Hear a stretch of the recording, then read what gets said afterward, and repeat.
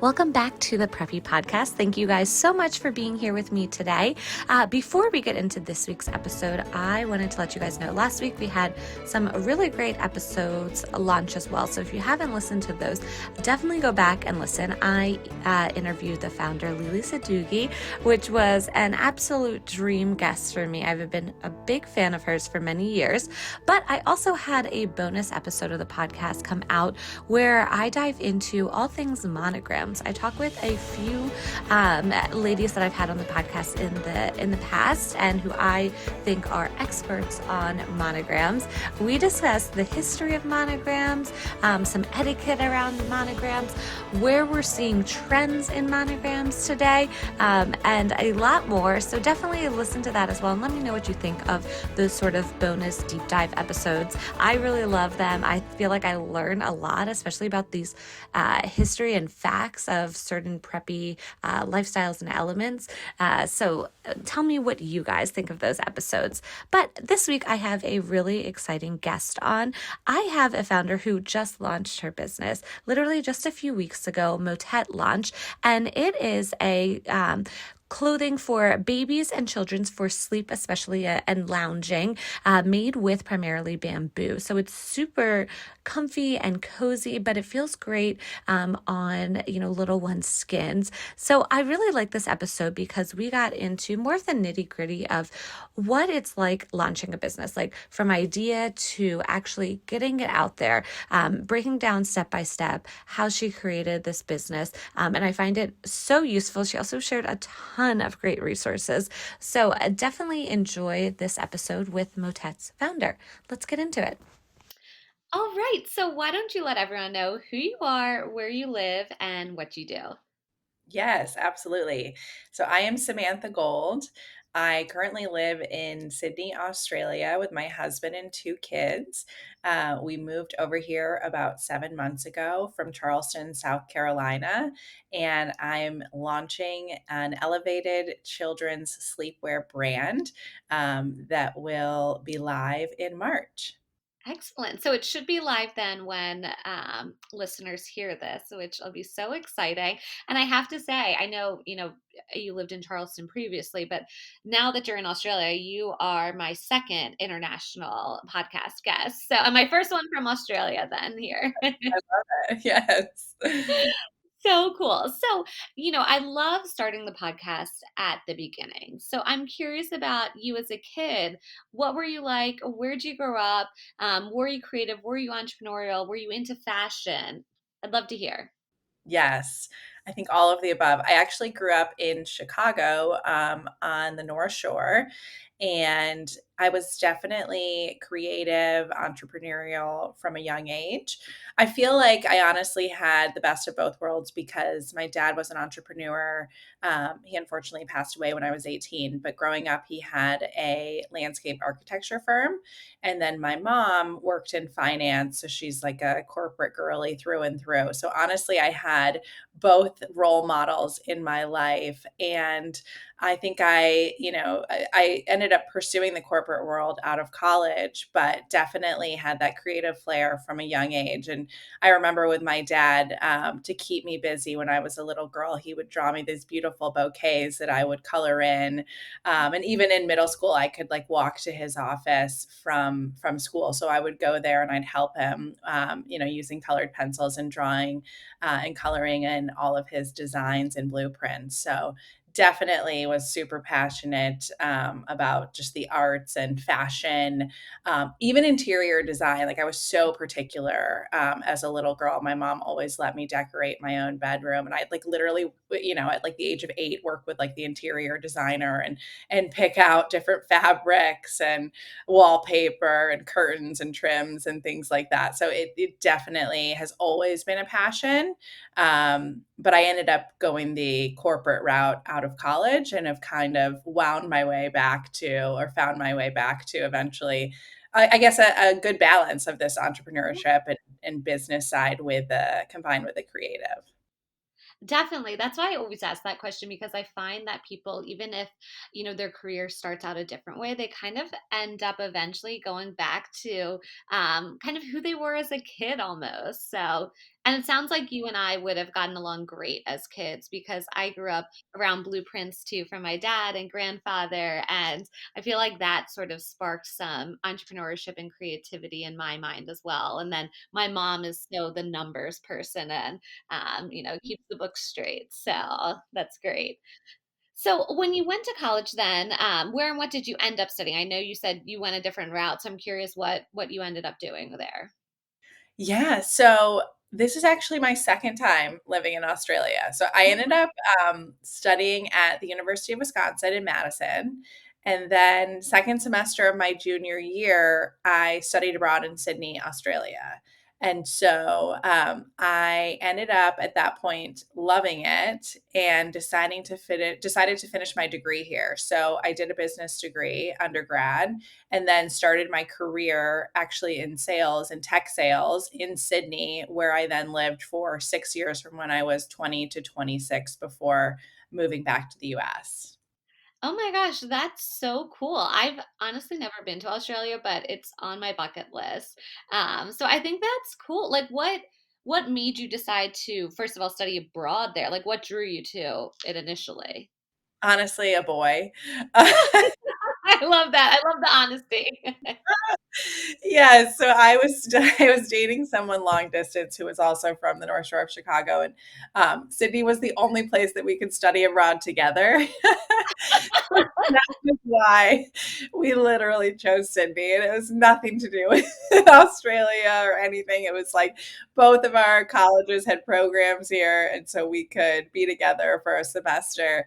And then actually, we both decided to stay. He is not my husband today, but but we both decided to stay and transfer here. So that was what Oh my brought us. gosh.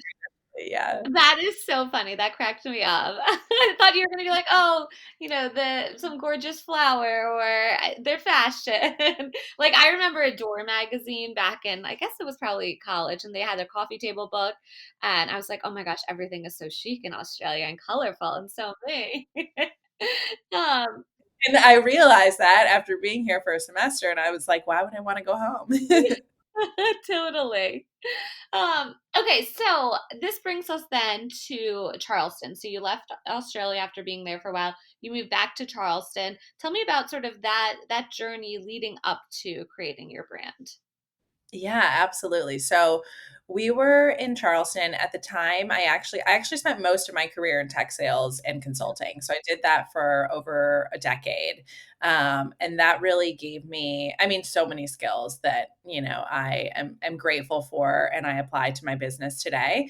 But again, like I always knew that I wanted to start my own business. I just didn't know exactly what that looked like. And I kind of explored interior design. I got my interior design certification from the New York Institute of Art and Design when I was pregnant with my first child.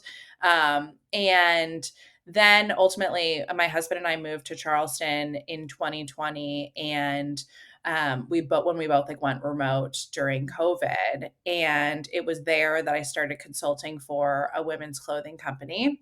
Um, and that ultimately led to me becoming the CEO of the company. So while I was there, one of the co-founders ended up leaving the company and starting her own line. And the founder that stayed on was the designer, and she really needed someone to come in and run the business. And so I put my hand up and said, hire me. I have all of these skills. And so that was my honestly my first forte into fashion and running a direct to consumer retail company.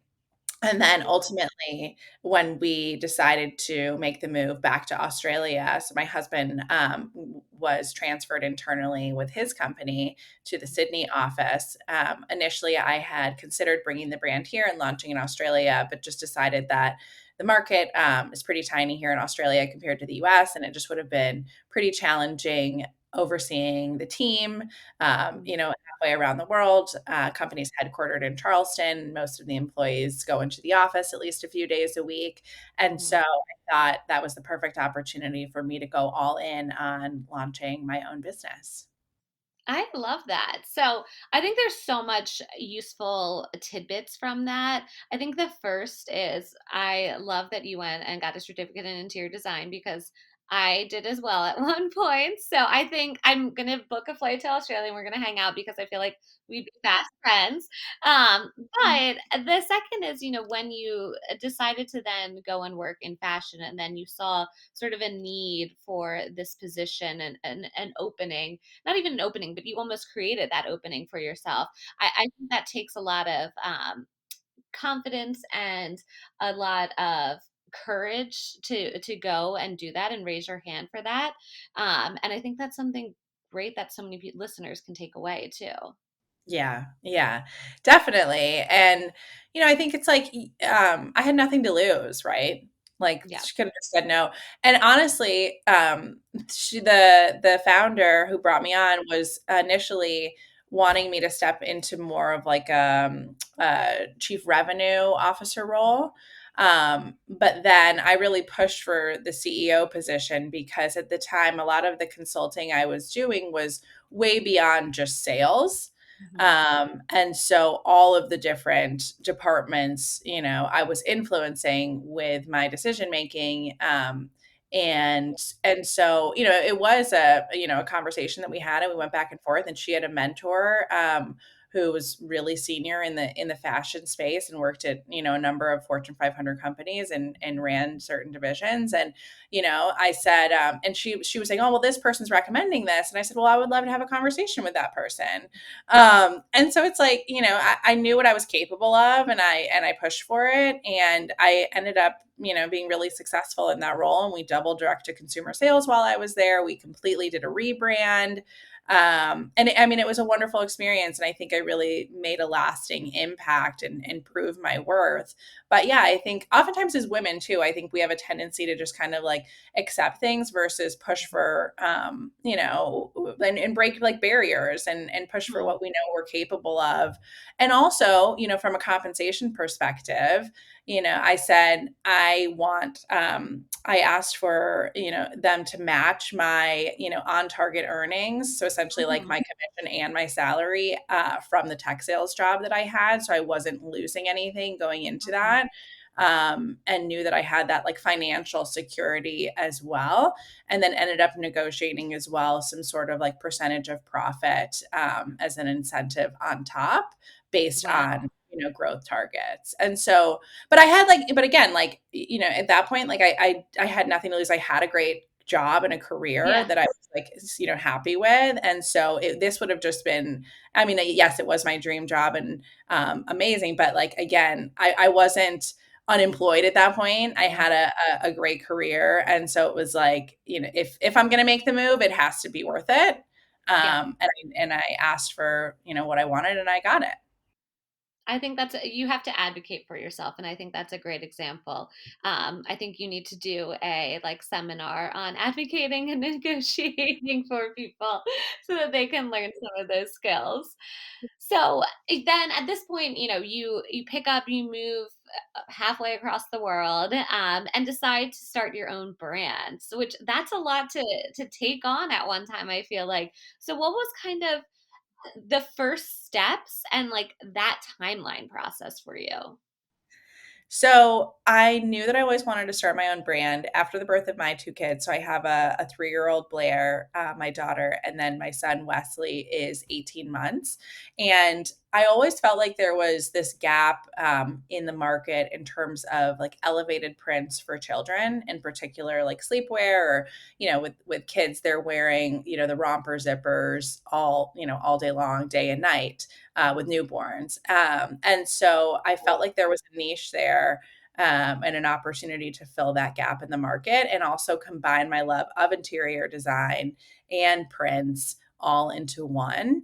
And Mhm. so the first step of that process was, for me, the manufacturing piece. And I think that was probably like the most challenging, took the Mhm. most amount of time and kind of like trial and error.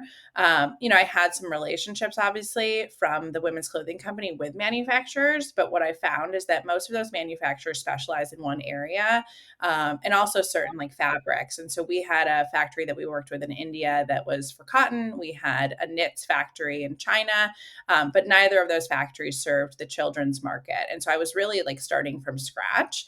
And honestly, the best piece of advice that I received was from another female entrepreneur in the intimate space. And she said, have you looked at importyeti.com? And I hadn't even heard of that website, but it's a website that tracks all of the exports or all of the imports into the United States from shipments outside of the United States. And so if there's a brand that you really, admire and trust the quality of their pieces, you can search their name in Import Yeti and it will pull up the company name or the registered LLC of that factory.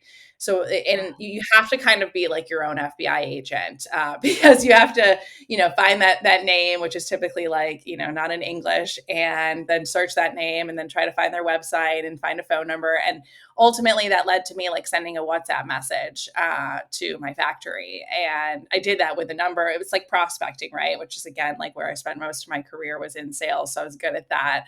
Yeah. And so I reached out to them and, the one kind of stars aligned and they responded and said they were open to taking on a new customer and a startup. And so, it always started with placing a sample order with my prints to see if I, aligned with the quality of their products. And that was how I sourced my factory. Oh my gosh, that is just the golden nugget right there. I feel like we haven't heard about that resource on the podcast before, and that's so smart. And even though it does involve some research on your end, I always tell people that even working in PR, technically finding the contacts of writers and editors is really easy once you figure out the formula. It's just like it's a lot of research and digging, and does someone want to do that? It comes down to. So I love how hungry you were then for that, and also you had that great mentor sort of direct you and share that tidbit.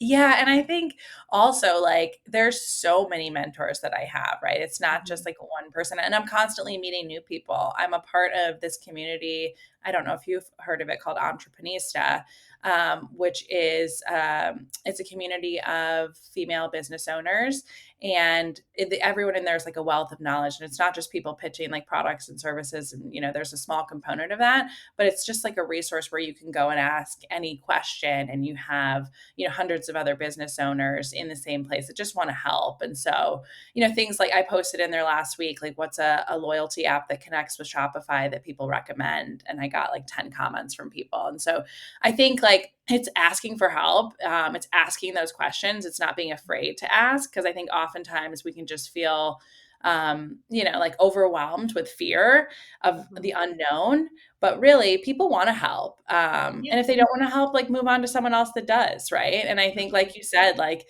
you just got to keep like putting yourself out there and keep digging. And then trust the universe that like the answers will come and kind of Mhm. steer you in that direction. I think a lot of me building this brand, I didn't know that I was going to focus on bamboo. I didn't know I was going to even focus on sleepwear to start. It was just kind of what happened as, relationships transpired, and also like the strategy became more clear. But I think having an open mind was critical to me like getting to where I am today, launching the business.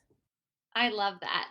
So I'm sure another big part of getting this brand to launch is really coming up with the prints. It sounds like prints and interiors inspire you so much. So what was that process like? Like creating the prints, getting those made, and deciding what to narrow them down to. So I have a few different websites that I go to for prints where I can look at different artists' work. And so for me, I mean, I probably like I review thousands and thousands of prints, and there's different print libraries out there where you can source those from for a fee, and obviously to use them for commercial purposes, it's a bit higher. But for me, it's like again, like I know like when I see a print, right? But it's so personal too. And then the other thing that I'm actually that I've been doing, and I've been doing it more for the summer collection because I'm currently designing that, is polling my audience. So I have about like 400 to 500 women that are a part of my Motette inner circle. And if anyone listening wants to join, I'm always looking for new moms. And so I poll the audience. So I'll post maybe like 20 prints, and then we'll narrow that down to like 4 to 5 per collection based on the feedback. And so that's actually been really fun too, to get everyone's input. And honestly, like sometimes my favorite prints don't pull as well. And it's other prints that stand out. Sometimes I'll like rerun the print because I'm like, wait, guys. And the results are still the same. That's so funny. I think I hear that a lot though with people that I interview on the podcast. Sometimes they're like, "Oh my God, this is going to be so strong. I love it so much." And then the customer has a completely different opinion, and there's like this sleeper winner behind, and you don't even know it. Well, and I think that's why actually like this is going to be so important. The fact that I'm like polling them before I produce it, Mhm. right? So I'm not like spending or invest. Obviously, like, money is a huge component of starting a business. And especially in the product-based business space, most of our funds go towards inventory. So if I can find this out before I even place a bulk order, like that is key, right? To potentially having something that just doesn't move from a product inventory perspective.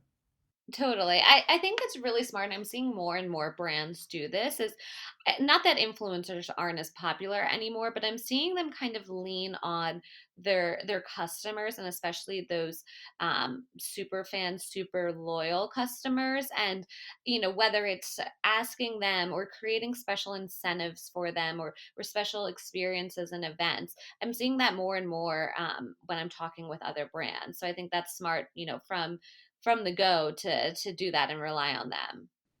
Yeah, I mean, I literally make every business decision, based on everything like creative wise. Like even today, Yeah. I posted a poll about, the color palette for my website, whether I wanted to do like a pretty blue and a navy, or if I wanted more of like a light green. And it's funny, like I would have like leaned more towards the blue hues, and the audience is saying green. Um, and so little decisions like that. And it's actually really fun because I think entrepreneurship can be really lonely sometimes.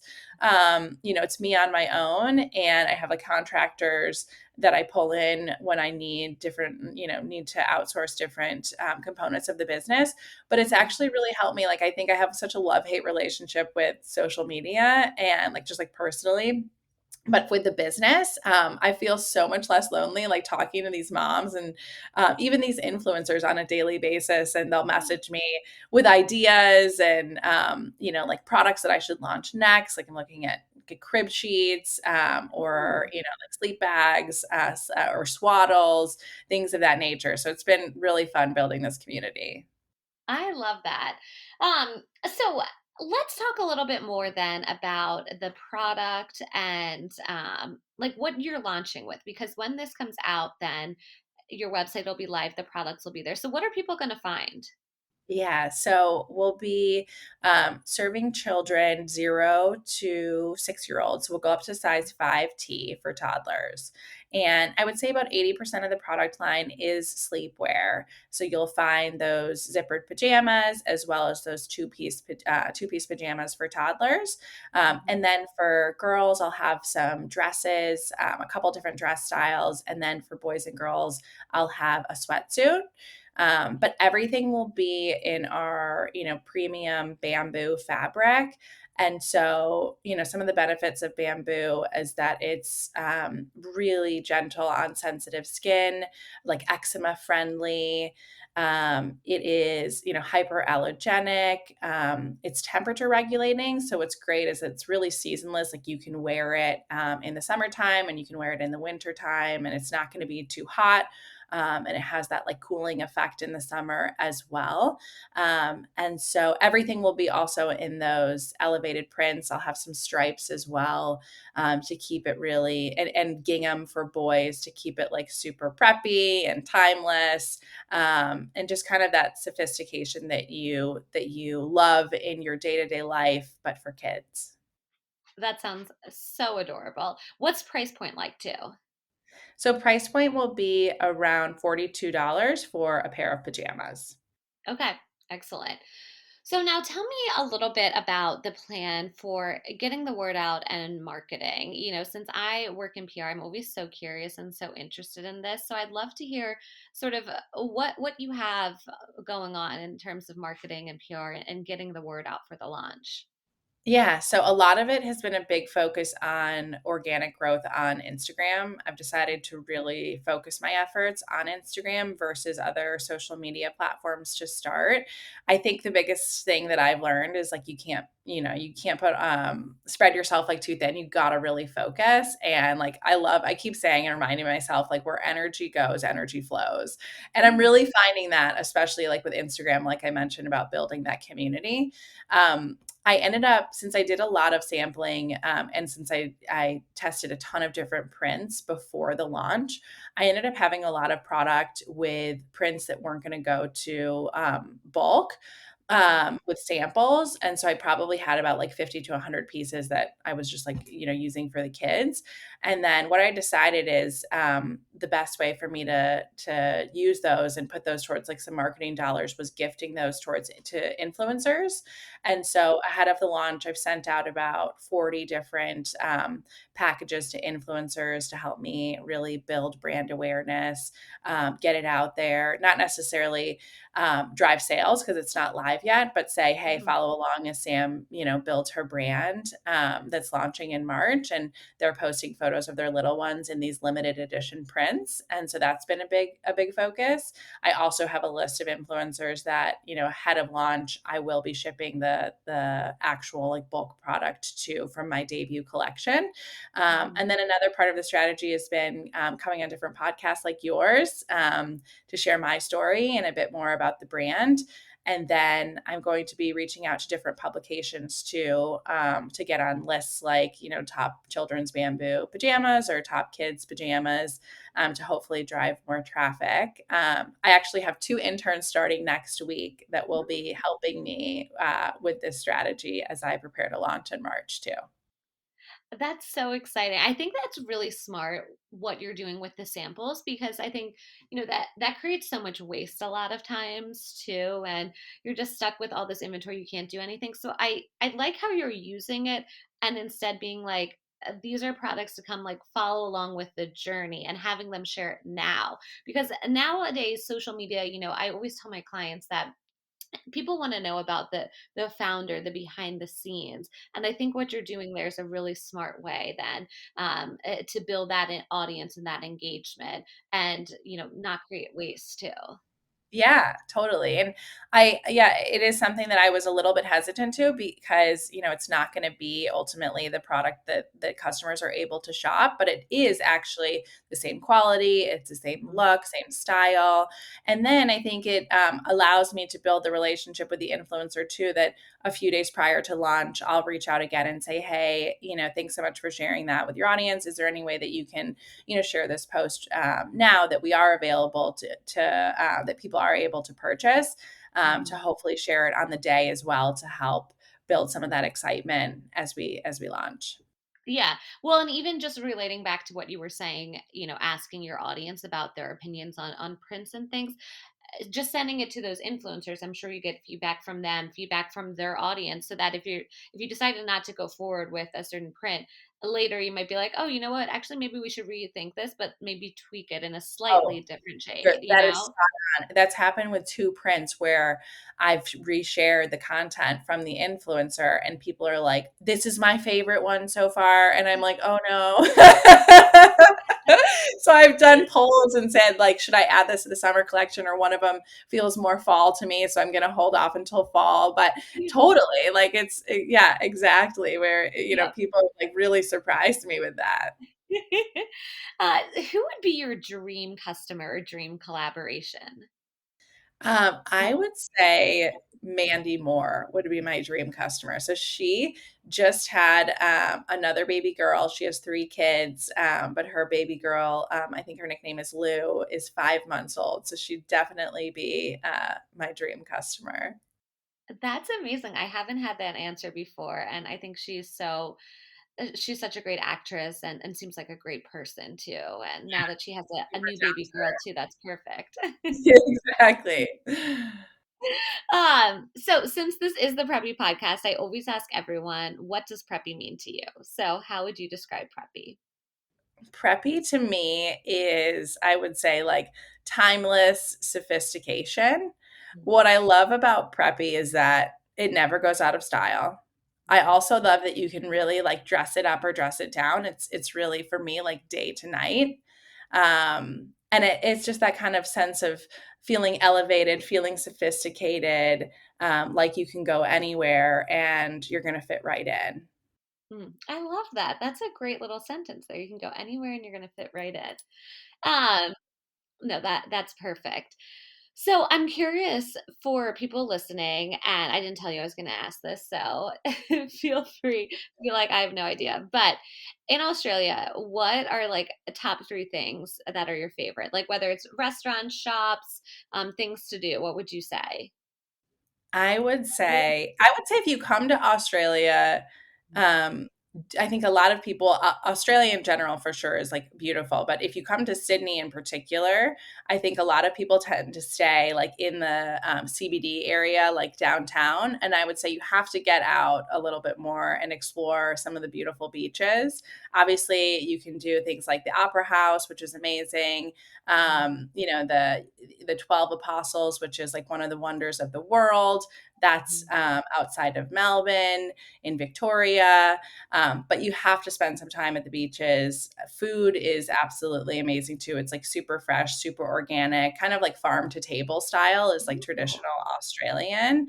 And yeah, like just spending as much time outdoors, I would say. I mean, it's a beautiful country. It was colonized by the British. So there's a lot of Uh-huh. English influences. We live in Paddington. So what it looks like is just rows and rows of like very old, beautiful terrace houses with like balconies. Yeah, it's stunning. It's a gorgeous place to live and raise your kids, and the people are super friendly and love people who are exploring from other parts of the world. So make your way down here for sure. Oh my gosh, I'm booking a ticket now. Yes. So I want to ask you then about running the business from Australia. Are you going to do wholesale to any stores in the US? Like if someone's listening and they have a store, are you just focusing on online? What does that look like for you right now, would you say? Yeah, so I'm focusing on direct to consumer to start, Yeah. and I'm focusing just on the US market. I've Okay. had some boutiques actually reach out to me. To be honest, right now, it doesn't necessarily make sense for me. I think the margins are too low. Mhm. I am really focused on, building that relationship directly with the consumer. I think Mhm. potentially at a later date, obviously as I increase my volumes, I'll be able to lower the cost of the units themselves, and potentially wholesale will be an option. But for me, one of my goals as a business owner is to be, reasonably priced. It's something that is important to me as a mom too. I don't want to be, super expensive where I price myself out. I want to be on the more affordable side, what for moms that can still, get that elevated look and feel and don't have to break the bank. And Yeah. so I'd really have to at the moment like increase my prices too high that I'm uncomfortable with in order to make wholesale make sense. And so for right now, it's really just focused on direct to consumer via the website. I am exploring different marketplaces where it's a lower percentage cut that the marketplace will take, but that will be kind of phase two.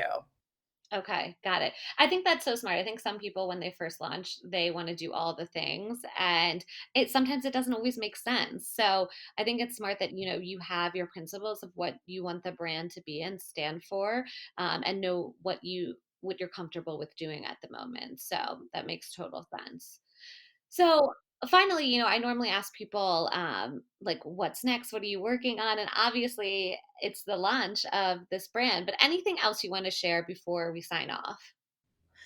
Well, I'm working on as well outside of the launch, the summer collection. And so that's again been super exciting to think about adding new products. And so again, I polled the audience, and what people are most excited about are crib sheets, as well as those sleep bags. And so I'll be posting some more polls as well if people want to follow along and join my inner circle, picking and choosing the prints for those as we go to market. So super That's exciting. perfect, which that leads me to the next perfect question of where can people find you? Where can they go and shop your product as it's live? How can they join your secret circle? Tell them all the things. Yes. So on Instagram, follow us. It's at Shop Motette. And Motette is spelled Mottette. And hopefully that will be linked in the show notes as well. And then the website is shopmotette.com. So come and follow us along there. And if you want to join our inner circle, send me a DM and I will add you to our close friends. So you'll get access to all of those polls. Perfect. Well, this was so great learning more about you and your amazing new business. So thank you, Samantha. Thank you. Thank you so much for listening to the Preppy Podcast. I hope this put a little prep in your step for the day. Please subscribe, rate, and review on wherever you listen to your podcast, and follow along with @the Preppy Podcast on social media.